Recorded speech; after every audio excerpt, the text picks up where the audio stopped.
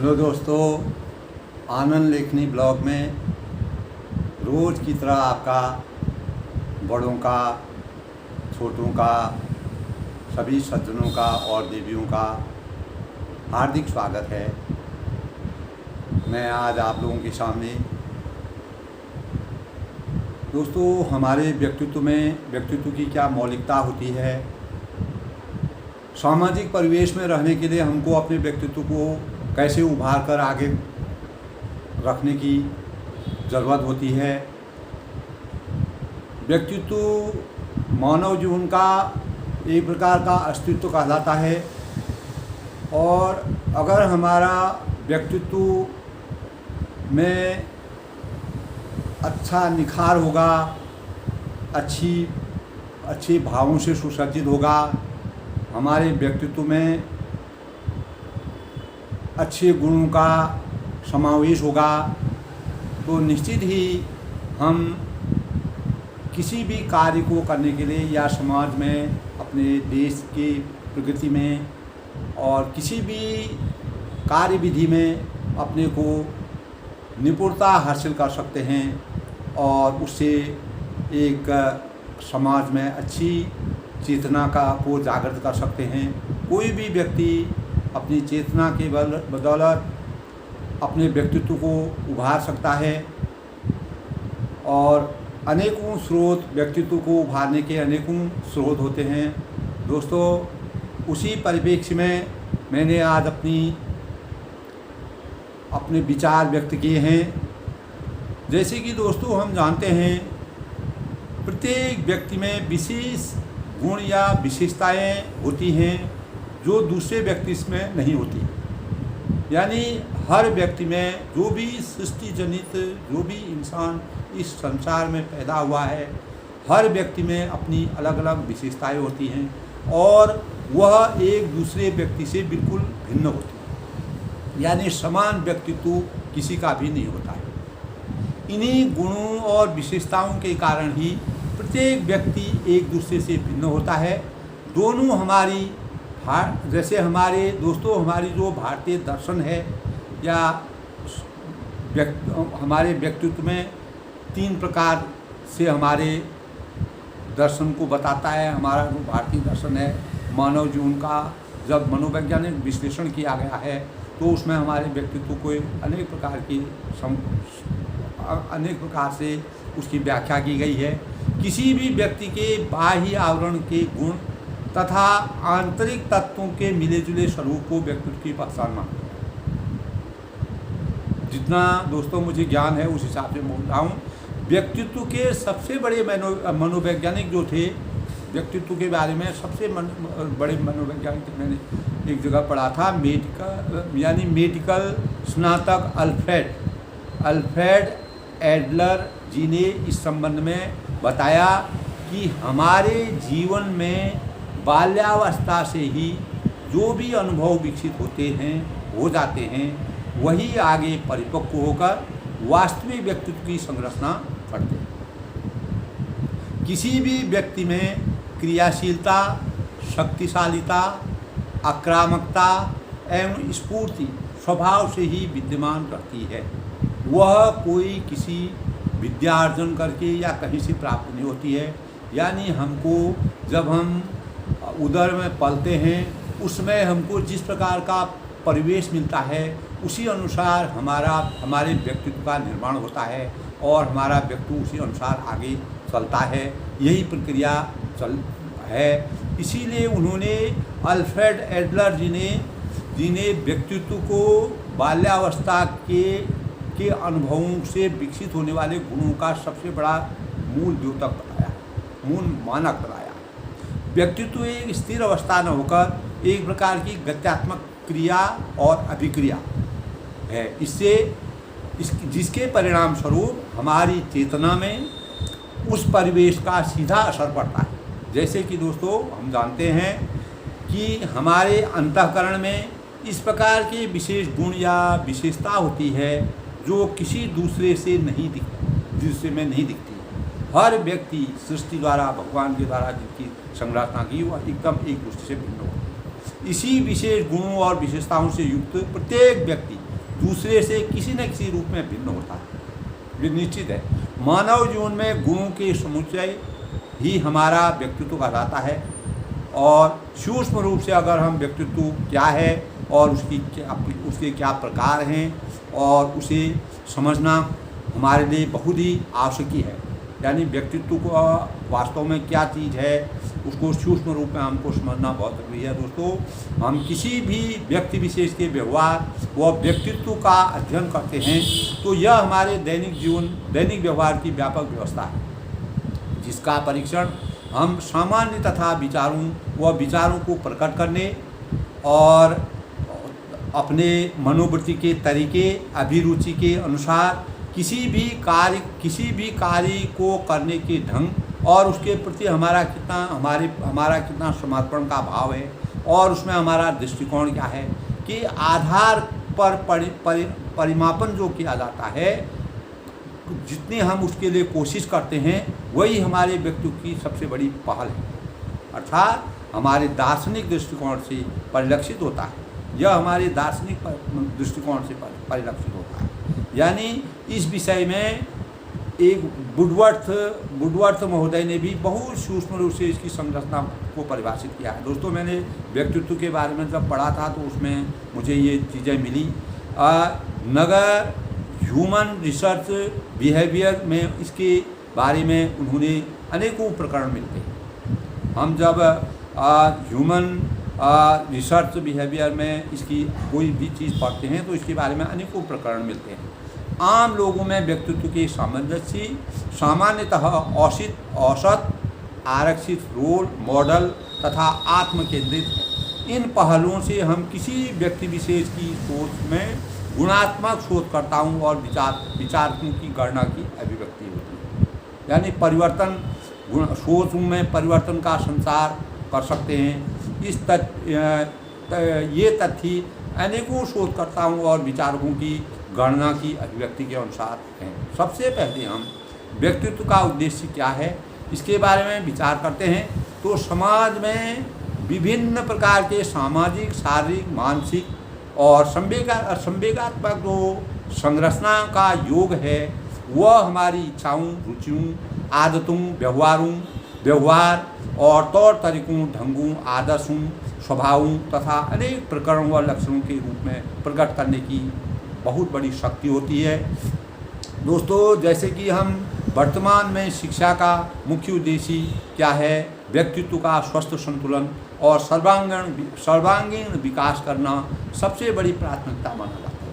आज के युग में किसी भी मानव जीवन का अगर हम व्यक्तित्व के उभार को आगे बढ़ने के लिए अगर कोई भी चीज़ देखते हैं तो आज जो है स्वस्थ संतुलन के लिए कोई भी व्यक्ति बहुमुखी विकास करना चाहता है, यानी मल्टीपर्पज़ अपने को बनाना चाहता है, उसको सर्वांगीण सभी तौर तरीकों का उसे ज्ञान हो, समाज में क्या हो रहा है, आगे हमको कैसे बढ़ना है, अपने व्यक्तित्व को उभारने के लिए हमें क्या क्या कोशिश करनी चाहिए, उसके बारे में आज जो है मनुष्य जो है सर्वांगीण विकास की अपेक्षाएं कर रहा है और उसी को प्राथमिकता दे रहा है।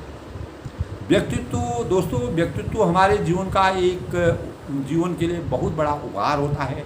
हम जब व्यक्तित्व का गुणात्मक अध्ययन करते हैं तो हमारे व्यक्तित्व में निरंतर परिवर्तन आता रहता है। जैसे जैसे हम आगे बढ़ते हैं, अपने छोटे उम्र से आगे बढ़ते हैं तो हमारे व्यक्तित्व में परिवर्तन आता है, लेकिन जो मूल गुण होते हैं व्यक्तित्व के वह हमारे अंदर बाल्यावस्था से ही विकसित होने लगते हैं।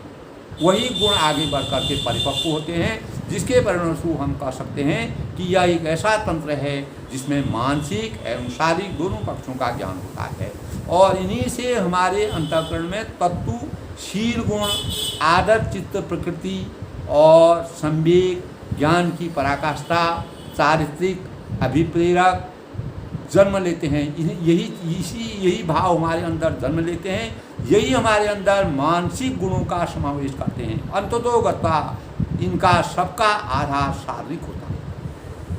दोस्तों, ये सब चीज़ें जब हम अध्ययन करते हैं, हम बहुत ही विस्तृत रूप में जाते हैं, गहनता से किसी चीज़ का अध्ययन करते हैं, तब हमें उस चीज़ का पता चलता है कि हमारे व्यक्तित्व का वास्तविक स्रोत क्या है, कहाँ से कैसे हमारा व्यक्तित्व बनता है, कहाँ से हम आगे बढ़ते हैं, व्यक्तित्व के प्रभाव के लिए हमको क्या क्या करना पड़ता है। तो यह निश्चित है, प्रत्येक व्यक्ति का अपना अलग व्यक्तित्व होता है जिसकी एक सुनिश्चित पहचान होती है। किसी भी व्यक्ति की अपनी निश्चित पहचान होती है, नहीं तो हम इतना असंख्य लोग हैं, असंख्य लोगों में एक व्यक्तिगत आदमी को कैसे पहचान सकते हैं। उसकी मूल पहचान होती है उसका व्यक्तित्व, उसके व्यक्तित्व से हम उसको पहचानते हैं, यानी उसकी कोई न कोई पहचान होती है जिसको यह सुनिश्चित पहचान उसकी पहचान होती है। इसकी सबसे बड़ी पहचान यह है कि लाखों करोड़ों लोगों की भीड़ में भी वह अपने निराले व्यक्तित्व से पहचाना जाता है।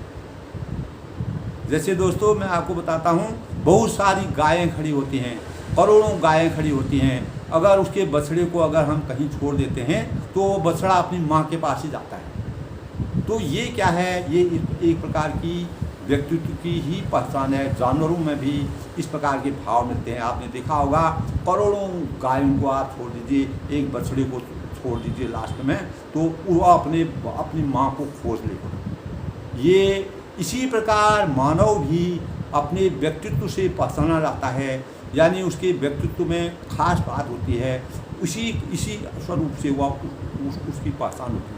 दोस्तों, इसी निजी छवि की वजह से हमारे व्यक्तित्व की पहचान के रूप में हमें परिभाषित करता है, जिससे परिणाम स्वरूप एक दूसरे की पहचान होती है। इसीलिए हम एक से दूसरे आदमी को पहचानते हैं कि यह आदमी, इसका नाम ये है, ये व्यक्ति ये है, और व्यक्तिगत उसको हम पहचानते हैं। उसका कोई स्वरूप होता है, उसका रूप होता है, उसकी कोई पहचान होती है, जिसके परिणाम स्वरूप एक दूसरे की पहचान होती है। संगीन, कैलोरिक, उदासीन, कफयुक्त, ये व्यक्तित्व के मौलिक प्रकार होते हैं। जैसे कोई संगीन होगा, कैलोरिक होगा, उदासीन भी होगा, कफयुक्त होगा, तो ये व्यक्तित्व के मौलिक जो होते हैं प्रकार होते हैं। दोस्तों, भगवद गीता में भी 3 गुणों को मेन माना गया है। सबसे बड़ी चीज़ होती है सत, रज और तम, यानी सतोगुणी, रजोगुणी और तमोगुणी के आधार पर व्यक्तित्व का वर्गीकरण किया जाता है। हम अगर अपनी किसी भी व्यक्ति के व्यक्तित्व का वर्गीकरण करते हैं, मानव जीवन के व्यक्तित्व का वर्गीकरण करते हैं, तो उसमें सतोगुणी, रजोगुणी और तमोगुणी के आधार पर हम व्यक्तित्व के वर्गीकरण कर सकते हैं। खास तौर से इस शताब्दी के अंतर्गत, इस समय जो शताब्दी चल रही है, उस शताब्दी के अंदर दोस्तों मनोवैज्ञानिक क्रित समर ने 1925 में मानव की शारीरिक संरचना के आधार पर व्यक्तित्व का वर्गीकरण किया। यानी शरीर की संरचना जैसी होगी वैसे उन्होंने व्यक्तित्व का वर्गीकरण किया है। उन्होंने मनोवैज्ञानिक रूप में इसका अध्ययन किया है, और वही लोग जो समाज में जिन्होंने मनोवैज्ञानिक रूप में मानव के पूरे परिदृश्य का ज्ञान किया है, वह जो है बहुत बड़े क्रीत समर जो है वह बहुत बड़े मनोवैज्ञानिक थे। समाजशास्त्रियों के दृष्टिकोण के आधार के अनुसार व्यक्तित्व विचारों, व्यवहार, स्वभाव का एक सक्रिय संस्थापन है। यानी हमारे विचार कैसे हैं, हमारा व्यवहार क्या है, हमारा स्वभाव कैसा है, उस पर उसकी जो सक्रियता होती है, उसमें जो तेज होता है, उसमें जो उद्दीपन होता है, उसी से हमारी उसकी स्थापना हम कैसे करते हैं, जिसका निर्माण का आधारभूत जैविक परंपरा के मनोवैज्ञानिक साधनों से होता है। अर्थात जिसके अंतर्गत मानव की आकांक्षाओं और आवश्यकताओं के प्रयोजन तथा उसके सामाजिक एवं उप सामाजिक वातावरण का समावेश रहता है। दोस्तों, ये गहन सूक्ष्म सोचने की बात है, चेतना की बात है। इसके लिए अध्ययन किया जाता है। हमको खास तौर से एक व्यक्तित्व को कैसे पहचानना है उसकी जानकारी होनी चाहिए। इसी परिप्रेक्ष्य में मैंने इसको बनाया है।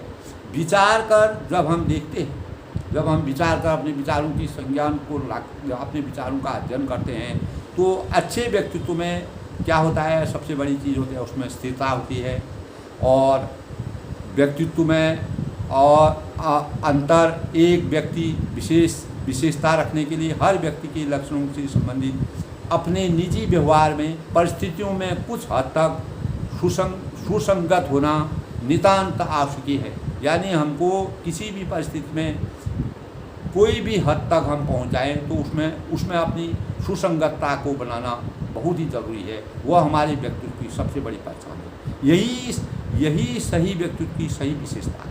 अगर हम किसी भी परिस्थिति में अपने को सुसज्जित रखते हैं, सीमित रखते हैं और उसके साथ जुड़े रहते हैं, अपने मनोबल को नहीं खोते हैं, तो वही हमारे व्यक्तित्व की सबसे बड़ी पहचान होती है।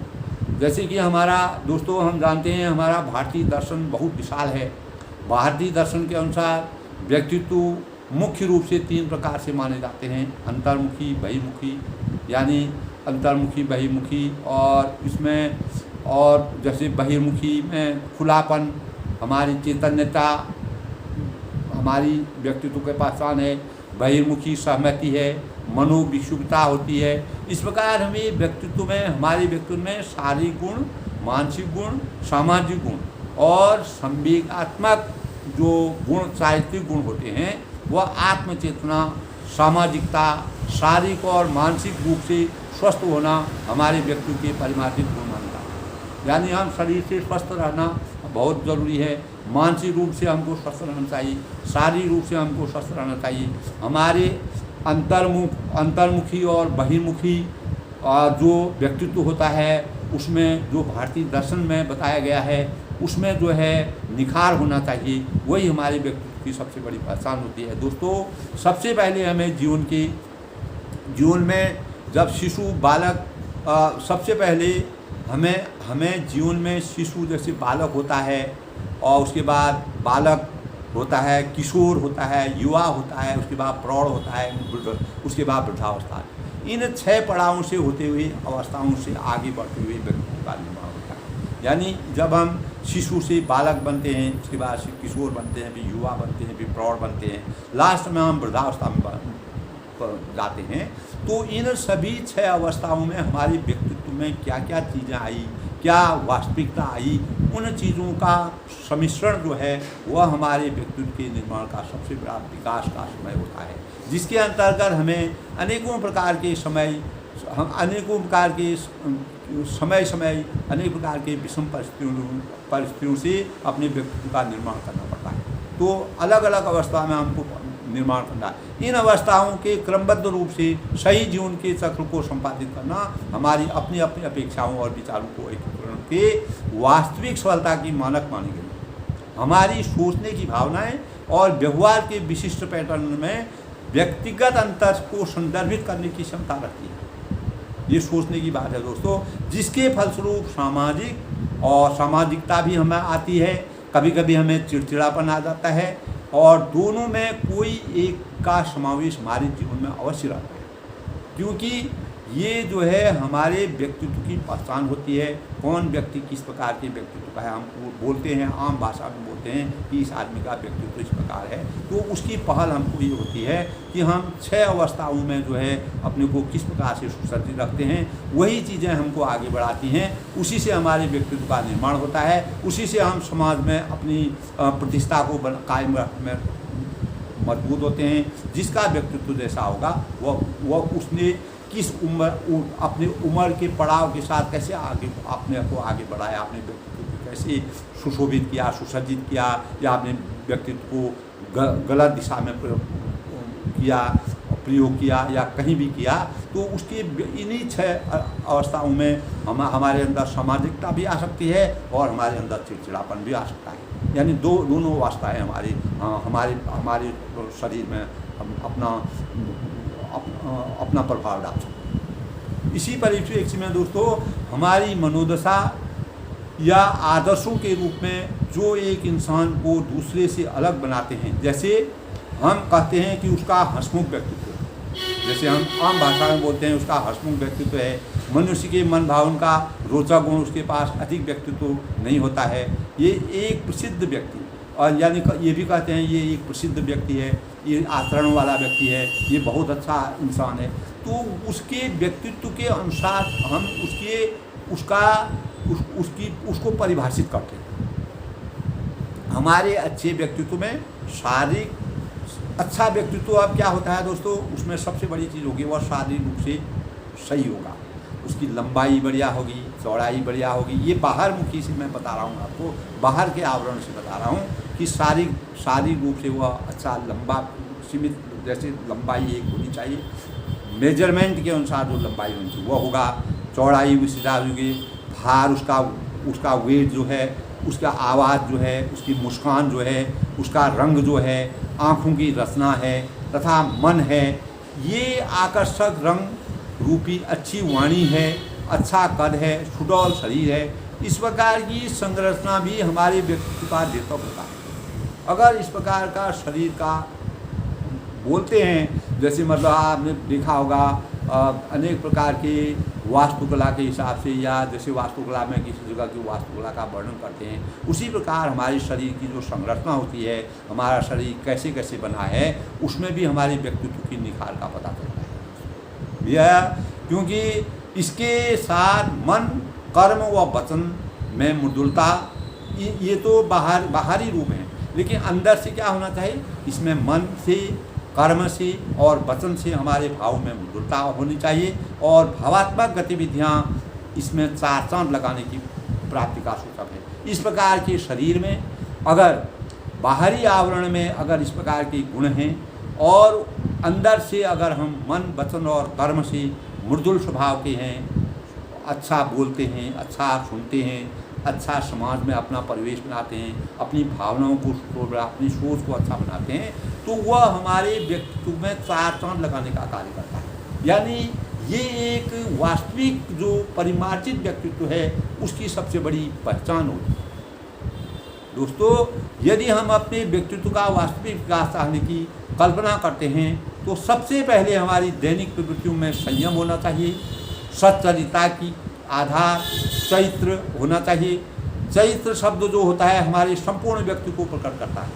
अगर हमारा चरित्र बढ़िया होगा तो हमारे व्यक्तित्व का सबसे बड़ा निखार हमारे चरित्र में समाहित होता है। तभी हम स्वयं को पहचानने की शक्ति हमारे अंदर आती है और हमारे चरित्र को पहचानने की शक्ति होती है। सार्थक रूप में सफल व्यक्तित्व के निर्माण के लिए हमें अपने आत्मविश्वास को जगाना होता है, वास्तविक और अपने को वास्तविक बनाना रहता है। यानी किसी प्रकार का दिखावापन हमारे अंदर नहीं होना चाहिए, वास्तविकता के परिवेश में हमको रहना चाहिए, वास्तविक बातों को बोलना चाहिए, जो हम अंदर से हैं वही हमको बाहर से भी रहना चाहिए। यही हमारे व्यक्तित्व की सबसे बड़ी, यानी जैसे हम बाहर हैं वैसे ही अंदर से भी बनने की कोशिश करनी चाहिए। पहनावा या पोशाक शारीरिक हाव भाव होते हैं जो हम बोलते हैं, सुनते हैं, विचार करते हैं, किसी दूसरे से आचार विचार करते हैं। तो भावों का संयमित अगर हमारी भाषा होगी, संवाद पटुता अगर हमारे अंदर होगी, तर्क वितर्क करने की शक्ति होगी, सही बातों का सही आंकलन करेंगे, शिष्ट व विनम्र व्यवहार होगा, तो यही हमारे व्यक्तित्व को, अगर हम इन विचारों को अपनाएंगे, यही हमारे व्यक्तित्व की सबसे बड़ी पहल है, यही हमारे व्यक्तित्व की सबसे पहचान है। इन्हीं गुणों से हमारा व्यक्तित्व श्रेष्ठ बन सकता है, यही हमको ऊंचाई तक ले जा सकता है। व्यक्तित्व मानव को ऊंचाई तक पहुंचाने का सबसे बड़ा स्रोत है। दोस्तों, हमारे मानव जीवन में जितने भी गुण होते हैं उसमें व्यक्तित्व का निखार हमारे जीवन के लिए सबसे बड़ा उपहार होता है। सबसे पहले हर एक व्यक्ति को खुद को पहचानना होता है। हम जब तक खुद को नहीं पहचानेंगे हम क्या कर रहे हैं, क्या नहीं कर रहे हैं, क्या हमको करना चाहिए, इसीलिए अपना निरीक्षण हमको खुद करना चाहिए। हमारे बोलने की शैली, ढंग है, बॉडी लैंग्वेज है। मैंने बॉडी लैंग्वेज में पहले भी एक अपना रचना बनाई है। बॉडी लैंग्वेज यानी हमारी बॉडी लैंग्वेज में 2,50,000 हाव होते हैं, यानी उतने हाव भावों से हमको परिलक्षित होता है। वह हमारी बॉडी लैंग्वेज को संदर्भित करता है। अपनी गलतियों को अंदर से पहचानने की हमको शक्ति होनी चाहिए। व्यक्तिगत स्वच्छता, जैसे हाइजीन का ज्ञान हमको होना चाहिए। स्वच्छता हमारे जीवन का सबसे बड़ा उपहार है। ज्ञान को बढ़ाने की कोशिश करनी चाहिए, दूसरों को प्रभावित करने और भीतर से स्वयं को बदलने का प्रयास करना चाहिए। हम अपने उत्तम व्यक्तित्व का निर्माण करके सही और मार्गदर्शक दिशा का चयन कर एक प्रबुद्ध नागरिक बन सकते हैं। यही हमारे व्यक्तित्व की सबसे बड़ी पहचान है। दोस्तों, सहानुभूति की भावना से परिपूर्ण दूसरों की भावनाओं का तुलनात्मक अगर हम अध्ययन बेहतरी से करना सीखेंगे और संघर्षों को शांत करके करने और किसी भी समस्या को हल करने की क्षमता से हम सही ज्ञान के सौजन्य से सही व्यक्तित्व का निर्माण कर अपनी सोच, भावना, व्यवहार और विशिष्ट प्रारूप से किसी स्वयं के साथ एक सभ्य समाज का निर्माण करने में सक्षम हो सकते हैं। कोई भी चीज़ दोस्तों असंभव नहीं है, एवरीथिंग इज पॉसिबल, और हर चीज़ संभव है जबकि हमारे अंदर उस प्रकार की गुण परिलक्षित हुई, और यही हमारे व्यक्तित्व के उभार के सबसे बड़े मानक होते हैं। दोस्तों, अच्छे व्यक्तित्व या सही स्वरूप यह है कि पसंद करने योग्य, यानी जिनके सानिध्य से हमें उठने बैठने का और कोई नया चीज़ सीखने का की सामर्थ्य पैदा होती है, और सुखद और किसी के सानिध्य में आके हमको सुखद अनुभूति होती है, अच्छे भाव पैदा होते हैं, हमारे में पवित्रता आती है। ऐसे व्यक्तित्व का निखार या आकर्षण की छवि अगर हमारे अच्छे व्यक्तित्व के निखार का सबसे बड़ा मानक होता है, और अगर हम अच्छे व्यक्तित्व के सानिध्य में रहेंगे तो हमारा व्यक्तित्व हमेशा ऊंचाई को छुएगा।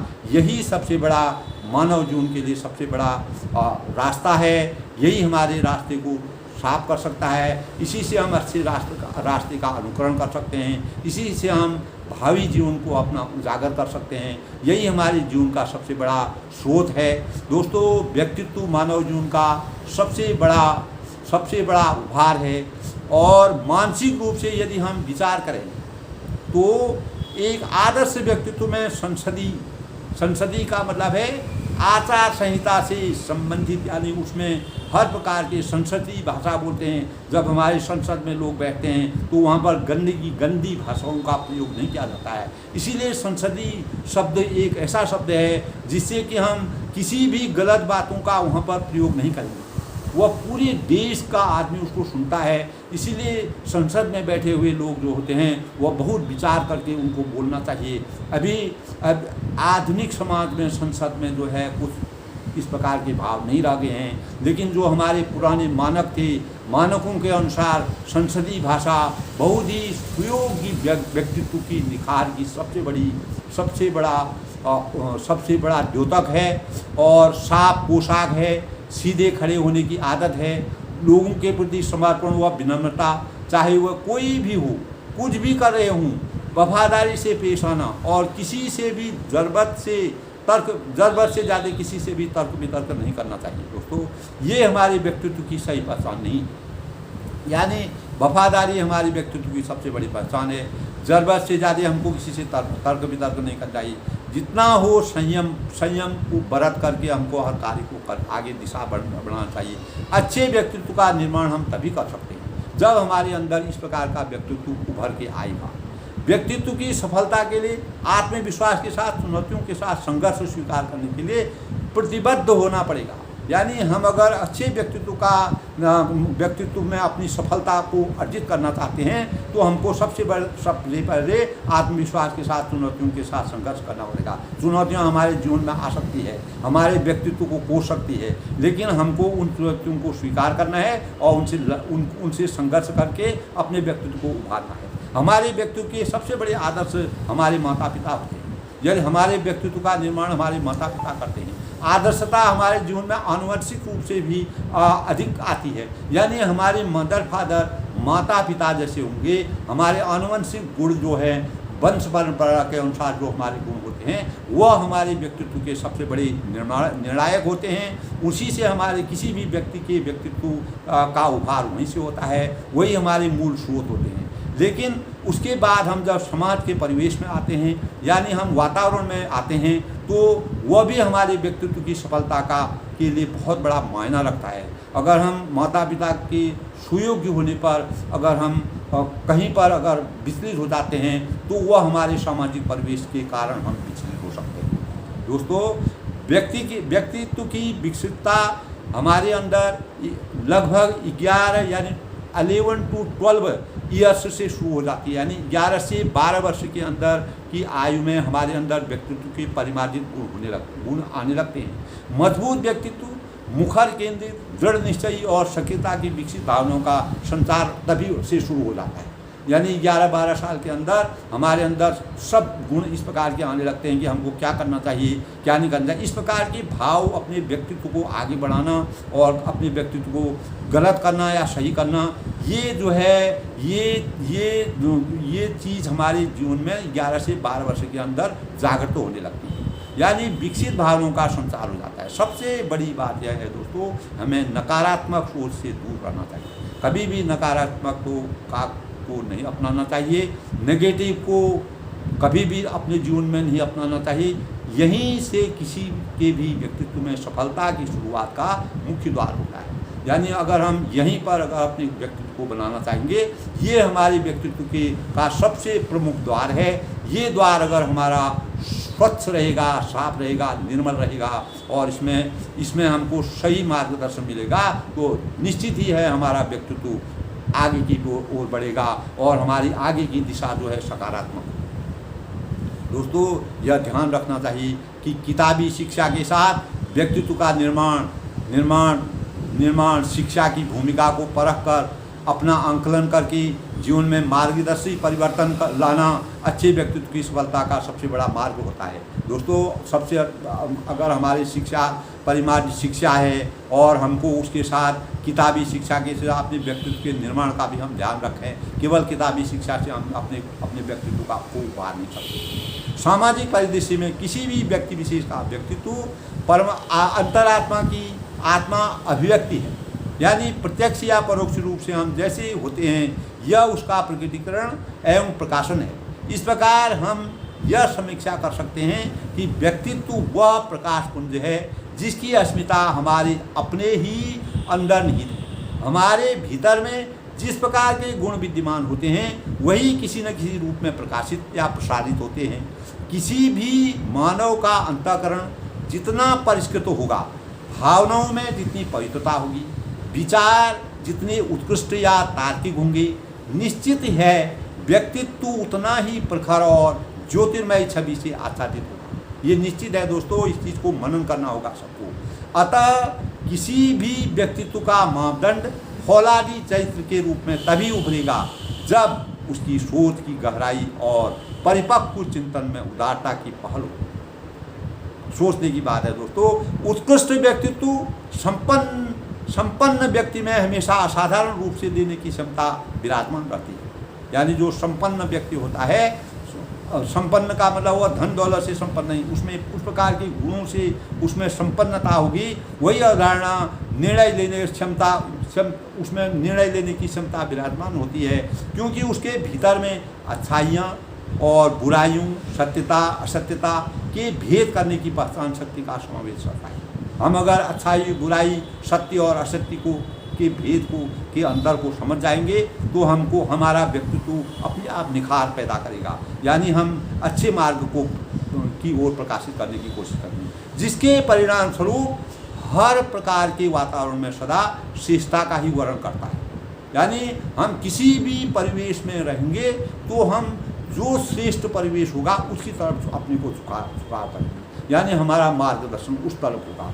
यह हमारी सोच के अंदर और हमारे अगर हमारे अंदर व्यक्तित्व की परिपक्वता होगी तो ये भाव हमारे अंदर आएंगे। हमारा आत्मबल है, हमारा साहस है, प्रखरता जो हमारा प्रखर रूप होता है, हमारे व्यक्तित्व की मौलिक विशेषता होती है। यानी ये चीज़ें हमारे व्यक्तित्व की मौलिक विशेषता का सबसे बड़ा मानक है। इस प्रकार हम इस तथ्य को स्वीकारते हैं दोस्तों कि व्यक्तित्व उसे कहा जा सकता है जिसमें स्वतंत्र सत्ता, आत्मयोग्यता, प्रभाव, उत्पादकता, श्रेष्ठता व उत्कृष्टता, चरित्र व चिंतन का समुचित सुसज्जित समावेश हो। इसीलिए ऐसे व्यक्तित्व में हमेशा चुंबकीय आकर्षण की विलक्षण प्रतिभा छुपी रहती है। दोस्तों, अगर व्यक्तित्व अच्छा होगा तो उसमें चुंबक होगा, हर व्यक्ति उसकी तरफ आकर्षित होगा, हर व्यक्ति उसके पीछे लगेगा, हर व्यक्ति उसकी बातों का मनन करेगा, उसकी बातों का अध्ययन करेगा, उसके विचारों का अनुकरण करेगा। यह गुण किसी भी मानव मात्र में जन्मजात होता है, भले ही उसका स्वरूप जीवन में कभी कभी उभर कर परिलक्षित होता है। वास्तव में उनके हृदय की भावनाओं एवं संवेदनाओं में अनेक संभावनाओं की अनुभूति किसी न किसी रूप में समाज उपयोगी होती है। यानी अगर व्यक्तित्व अच्छा होगा, व्यक्तित्व में इस प्रकार के गुण होंगे, तो वह समाज में कहीं किसी न किसी रूप में अपना प्रभाव डालेगा और उससे समाज का हर व्यक्ति फायदा उठाएगा। वह लोक कल्याणकारी होगा, लोगों के लिए वह फायदेमंद होगा। उससे समाज उभरेगा और हमारे समाज में अच्छी भावना जाएगी और समाज का हर आदमी विकास की तरफ बढ़ेगा, विकसित होगा, मानसिक विकास होगा, आर्थिक विकास होगा, शारीरिक विकास होगा और अनेक प्रकार के विकास हमारे शरीर में उत्पन्न होंगे। सामाजिक परिदृश्य में किसी भी व्यक्ति विशेष का व्यक्तित्व अंतरात्मा की आत्मा व्यक्ति है, यानी प्रत्यक्ष या परोक्ष रूप से हम जैसे होते हैं, यह उसका प्रकटीकरण एवं प्रकाशन है। इस प्रकार हम यह समीक्षा कर सकते हैं कि व्यक्तित्व वह प्रकाशपुंज है जिसकी अस्मिता हमारी अपने ही अंदर निहित होती है। हमारे भीतर में, दोस्तों सोचिए इसको, हमारे भीतर में जिस प्रकार के गुण विद्यमान होते हैं वही किसी न किसी रूप में प्रकाशित या प्रसारित होते रहते हैं। किसी भी मानव का अंतःकरण जितना परिष्कृत होगा, भावनाओं में जितनी परिपक्वता होगी, विचार जितने उत्कृष्ट होंगे, तार्किक होंगे, और हमें निश्चित ही है कि व्यक्तित्व उतना ही प्रखर और ज्योतिर्मयी छवि से आच्छादित होगा। इस चीज़ को हमको सबसे बड़े समझना पड़ेगा दोस्तों।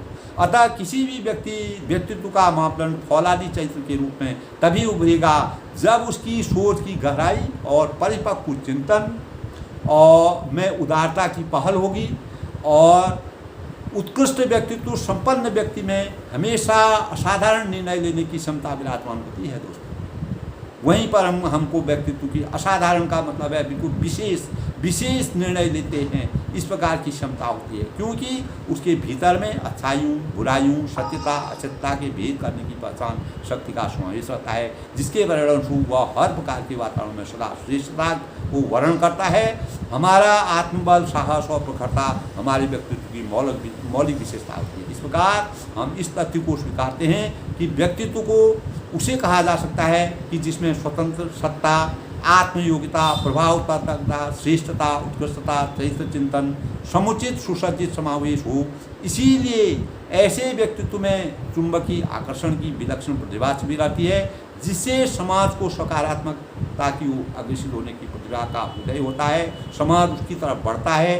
यह गुण किसी भी मानवता में जन्मजात होता है, भले ही उसका स्वरूप जीवन में कभी भी उभर कर परिलक्षित हो सकता है। वास्तव में अनेकों संभावनाओं की अनुभूति किसी न किसी रूप में समाज प्रयोगी होगी। यही मनुष्य के जीवन के व्यक्तित्व की मौलिकता का सबसे बड़ा दिव्य ज्ञान है। मौलिकता परमात्मा की असीम कृपा से किसी भी व्यक्तित्व में चुंबक के समान आकर्षण शक्ति का सबसे बड़ा प्रतीक होता है। दोस्तों, व्यक्तित्व की मौलिकता का निर्माण के संबंध में दोस्तों मैंने अपने दो भाव व्यक्त किए हैं। जैसे मानव जीवन का व्यक्तित्व उसी तरह सजा हुआ है, मानव जीवन का व्यक्तित्व उसी तरह सजा हुआ है जैसे भौरों के लिए पुष्पों का सम खुशबू की महक हो, जैसे भौरों के लिए पुष्पों सम खुशबू की महक हो। हर जीवन में सत्यता और सादगी उपहार का रूप है। इसी से हर मन तन के व्यक्तित्व में ताजगी है आती। इसी से हर तन मन के व्यक्तित्व में ताजगी है आती। जैसे हम जैसे हैं वही दुनिया को दिखाने का यत्न करें, हम जैसे हैं वही दुनिया को दिखाने का यत्न करें। गर हम खुद को ऐसा दिखाएंगे जैसे हम हैं नहीं। हमारी चाहतों में सुंदर से स्वप्नों का संसार सजे, हमारी चाहतों में सुंदर से स्वप्नों का संसार सजे। हमारी वाणी के शब्दकोश में सजगता का संचार हो, हमारी वाणी के शब्दकोश में सजगता का संचार हो। हर आवाज़ में सुमधुर सी रसिक स्वरों का उदय हो, हर आवाज़ में सुमधुर सी रसिक स्वरों का उदय हो। हम जानते हैं फूल बारिश में भी खिलते हैं, तूफानों में नहीं। हम जानते हैं फूल बारिश में खिलते हैं, तूफानों में नहीं। व्यवहार व विचार मन के सौंदर्य से सुंदर फूल हैं, व्यवहार और विचार मन के सौंदर्य के सुंदर फूल हैं। चमकता महकता हमारे व्यक्तित्व के उपवन में चमकते महकते हमारे व्यक्तित्व के उपवन में हमारे जीवन की चुनौतियों के अनुभवों की सौगात है, हमारे जीवन की चुनौतियों के अनुभवों की सौगात है। हरदम सबको अपने व्यक्तित्व निर्माण के स्वप्न होंगे सजाने, हरदम सबको अपने व्यक्तित्व निर्माण के स्वप्न होंगे सजाने। मानव ही मन वाणी वचन की परिशुद्धता का द्योतक है, मानव ही मन वाणी वचन की परिशुद्धता का द्योतक है। अपने व्यक्तित्व के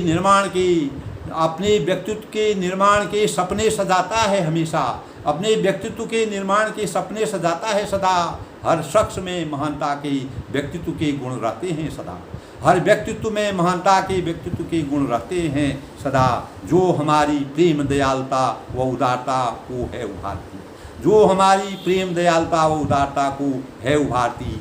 नारी के व्यक्तित्व के विस्तार का स्वरूप है निराला। दोस्तों, नारी के व्यक्तित्व के विस्तार का स्वरूप है निराला। उसके आकर्षण में कहीं अधिक सामंजस्य छुपा हुआ है, उसके आकर्षण में कहीं अधिक सामंजस्य छुपा हुआ है। मानव अस्तित्व उसी तरह है सजा धजा, मानव अस्तित्व उसी तरह है सदा धजा जैसे भौरों के लिए पुष्पों सम खुशबू की महक हो, जैसे भौरों के लिए पुष्पों सब खुशबू की महक हो। आओ हम सब निर्मल व्यक्तित्व का सृजन कराएं, आओ हम सब निर्मल व्यक्तित्व का सृजन कराएं। जन जन में स्वर्णिम सुबह की लालिमा का सत्कार कराएं, जन जन में स्वर्णिम सुबह की लालिमा का सत्कार कराएं। अपने मन मंदिर में भाव सुंदर व्यक्तित्व के रचाएं, अपने मन मंदिर में भाव सुंदर व्यक्तित्व के रचाएं। भारत भूमि के पावन अस्तित्व का नव निर्माण कराएं, भारत भूमि के पावन अस्तित्व का नव निर्माण कराएं।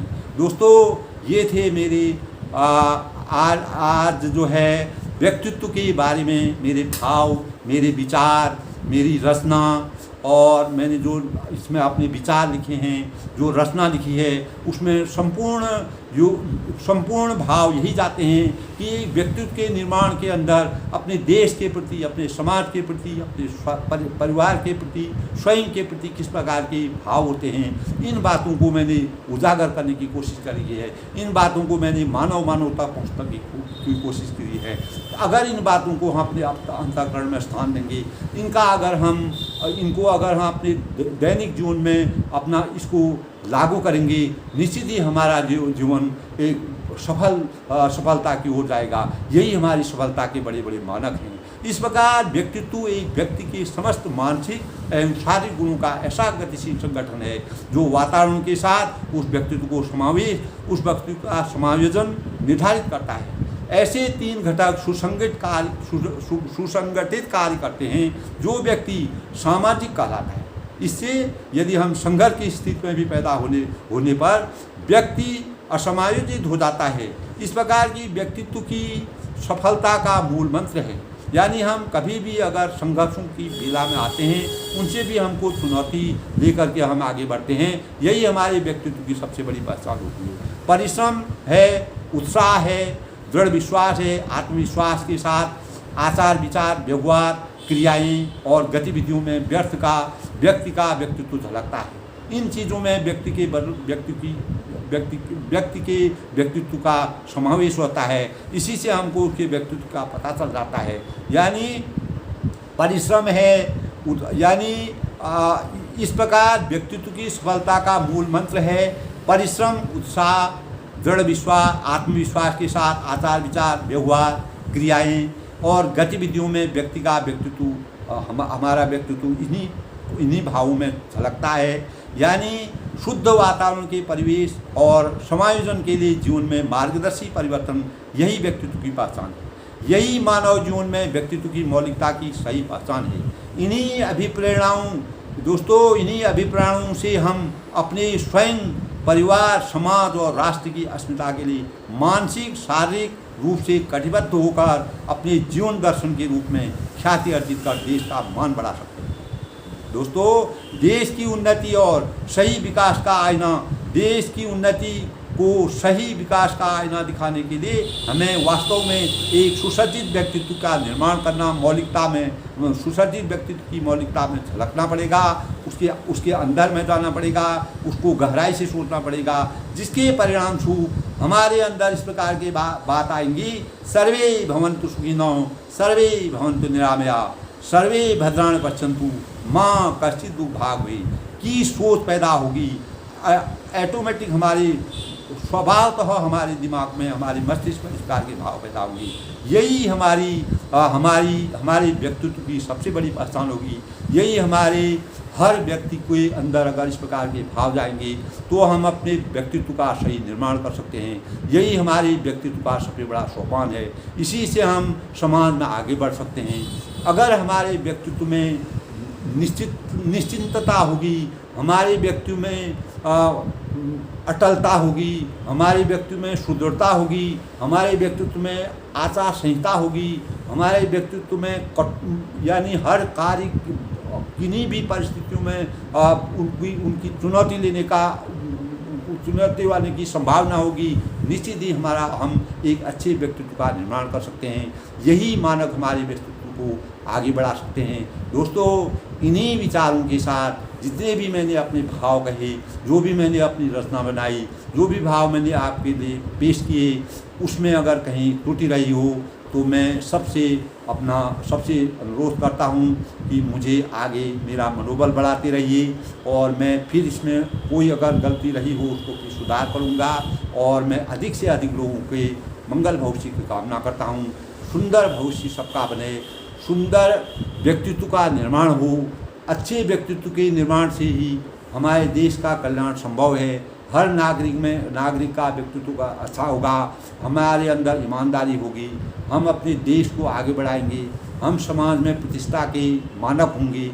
इन्हीं भावों के साथ दोस्तों, यदि आपको मेरे ये विचार अच्छे लगे तो अधिक से अधिक लोग शेयर करें, सब्सक्राइब करें, लाइक करें और मेरा मनोबल आगे बढ़ाएं, ताकि मैं फिर से आपके लिए कोई अच्छे विचार लाऊं और आप ही लोगों से मुझे कुछ सीखने का मौका मिलता है।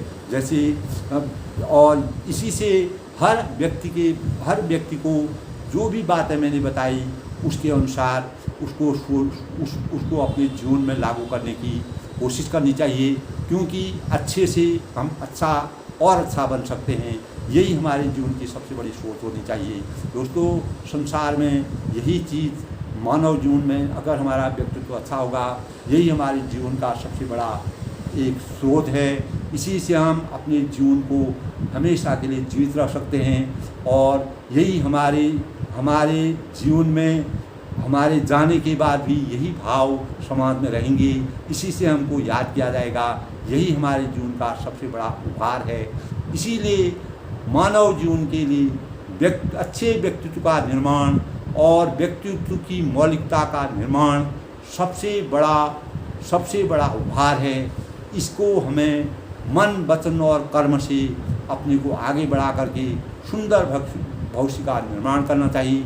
मैं भावी पीढ़ी को भी इस बात के लिए कहता हूँ कि अपने व्यक्तित्व को कभी गलत रास्ते में मत लाएं, अपने व्यक्तित्व का अच्छा निर्माण करें।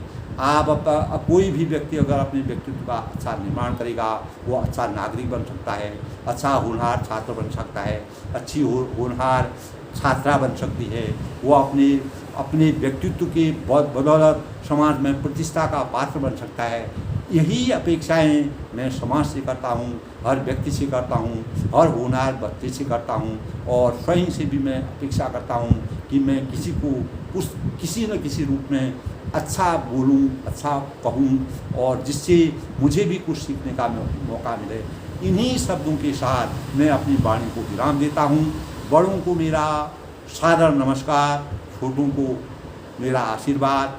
मैं सबके सुंदर भविष्य और मंगलमय भविष्य और ऊंचे व्यक्तित्व की अपेक्षा करता हूं।